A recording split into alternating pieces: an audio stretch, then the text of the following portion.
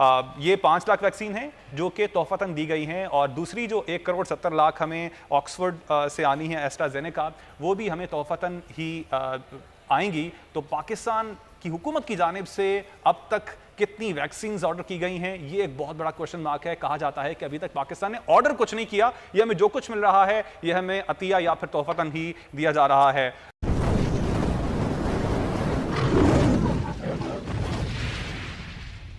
कर दिया था। ये 5 लाख वैक्सीन हैं जो कि तोहफतन दी गई हैं, और दूसरी जो 1 करोड़ 70 लाख हमें ऑक्सफोर्ड से आनी है एस्ट्राजेनेका, वो भी हमें तोहफतन ही आएंगी। तो पाकिस्तान की हुकूमत की जानिब से अब तक कितनी वैक्सीन ऑर्डर की गई हैं, ये एक बहुत बड़ा क्वेश्चन मार्क है। कहा जाता है कि अभी तक पाकिस्तान ने ऑर्डर कुछ नहीं किया, ये हमें जो कुछ मिल रहा है ये हमें अतिया या फिर तोहफतन ही दिया जा रहा है।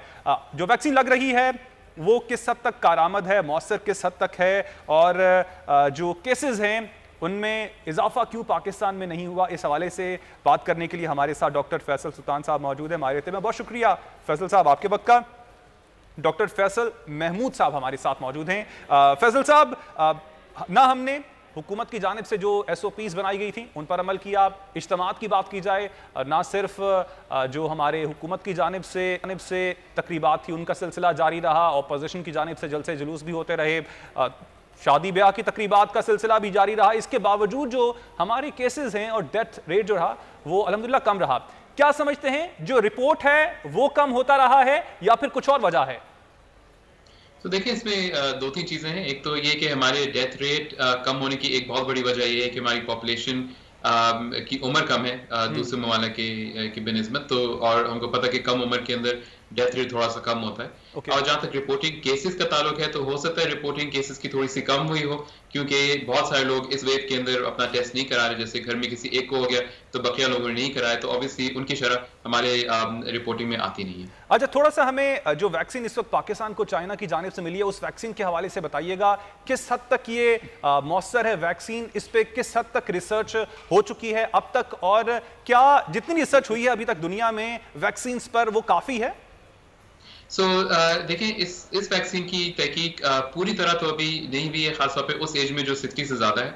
इसी वजह से ड्रैप ने जो अप्रूवल दी है वो 60 से कम उम्र वाले लोगों के लिए अभी दी है, एंड यही हम हेल्थ केयर वर्कर्स को दे रहे हैं जिनकी एज 60 ज्यादा है। उसके लिए हम लोग जो नेक्स्ट वैक्सीन आ रही है एस्ट्राजेनेका, प्रॉब्ली उसको तरजीह देंगे। मगर अभी तक जितनी तहकीक हुई है उसके मुताबिक इसके जो एफिकेसी है वो तकरीबन 70 to 80% तक तो है। ठीक है, हमारे साथ ही रहेगा। फैसल अजीज खान साहब से भी पूछ लेते हैं कुछ इसका जो सियासी अमल दखल है उस हवाले से। फैसल साहब, मैंने इंट्रो में भी बात की कि पाकिस्तान की हुकूमत की जानिब से ऑर्डर कुछ नहीं किया गया, इसको क्या समझते हैं? पाकिस्तान के पास फंड्स नहीं है, इस चीज़ को सीरियस नहीं ले रहा, कैसे इसको देखते हैं? देखिए, बहुत इंपॉर्टेंट सिनेरियो पाकिस्तान में डेवलप हो गया। पाकिस्तान में हेल्थ सेक्टर बहुत पसमानदा था। कोविड की वजह से हमें एक अपॉर्चुनिटी थी कि हम हेल्थ सिस्टम को अपग्रेड कर लें, और इसको फोकस मिल गया।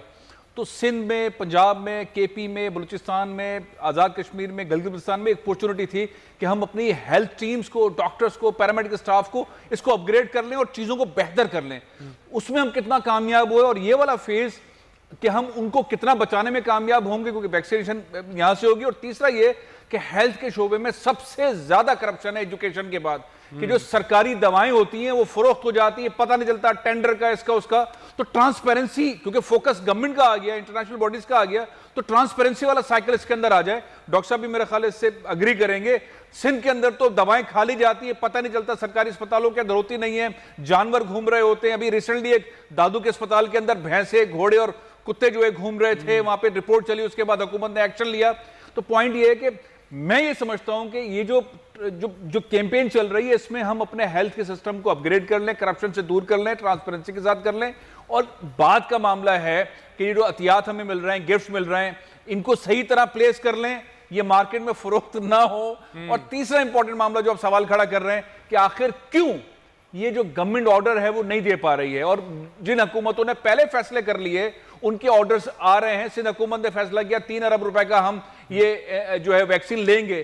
तो इसमें सबसे बड़ा मामला ये होता है ट्रांसपेरेंसी कैसे होगी। ये मार्केट में तो फरोख्त नहीं हो रहे होंगे, ये वाकई लोगों को लगेंगे। ये मैकेनिज्म जो है वो पाकिस्तान के अंदर बिल्ड करने की जरूरत है कि वाकई जो पैसा लग रहा है वो मुस्तहिकीन तक पहुंचे, उनको लगे, इसमें करप्शन ना हो जाए। सबसे बड़ा खतरा हमारे पास इन चीजों का होता है, और अभी भी सबसे बड़ा खतरा यही है कि पैसा इधर उधर ना हो जाए। डॉक्टर साद ने भी हमें ज्वाइन किया है, पब्लिक हेल्थ एक्सपर्ट है। शुक्रिया आपका भी डॉक्टर साहब। एक तो मैं कोरोना वैक्सीन के हवाले से कितनी रिसर्च हो चुकी है इस हवाले से आपसे जानना चाहूंगा। ये तो वैक्सीन उन लोगों को लगती है जो कि सेहतमंद होते हैं, जो लोग इस वक्त बीमार हैं, क्या इस पर भी रिसर्च जारी है कि अगर कोई बंदा कोरोना में मुब्तला हो जाता है तो उसके लिए भी कोई दवाई बनाई जाए, कोई ऐसी मेडिसिन रिसर्च हो रही है? क्या इस तरफ भी कुछ स्टेप्स लिए जा रहे हैं?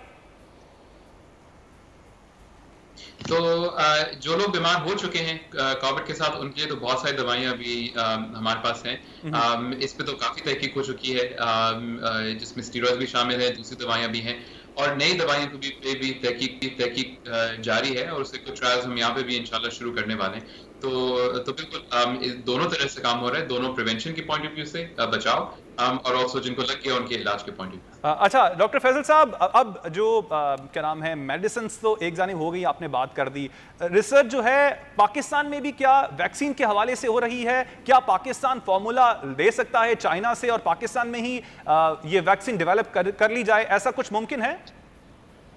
तो देखिए, वैक्सीन डेवलपमेंट में बहुत काम लगता है। ऐसा नहीं है कि ये आम दवाएं की तरह नहीं है, और खासतौर पे कोविड का वैक्सीन जो है, ये कोई एक वैक्सीन नहीं है, हर वैक्सीन के अपने ही तरीके हैं इम्यूनिटी बनाने के।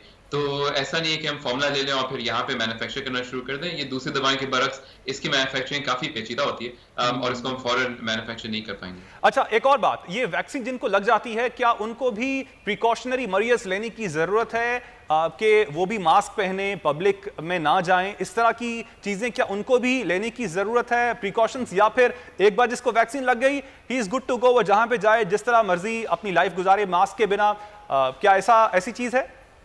नहीं जी, तो एक दफा आप वैक्सीन लगा भी लें तो फिर एहतियात जारी रखनी है। याद रखिए, जब तक एक बहुत बड़ी प्रोपोर्शन पॉपुलेशन की वैक्सीन लग जाए, ऑलमोस्ट 70 to 80% लोगों को, तो ये वायरस जो है ये फैलता रहेगा। और दूसरी चीज के जिनको वैक्सीन लगी है उनके अंदर शदीद बीमारी होने के चांस कम होते हैं, मगर हो सकता है इनको हल्की फुल्की बीमारी या इवन विदाउट सिम्टम्स वाली बीमारी फिर भी लगे, तो उनको मास्क पहनने की जरूरत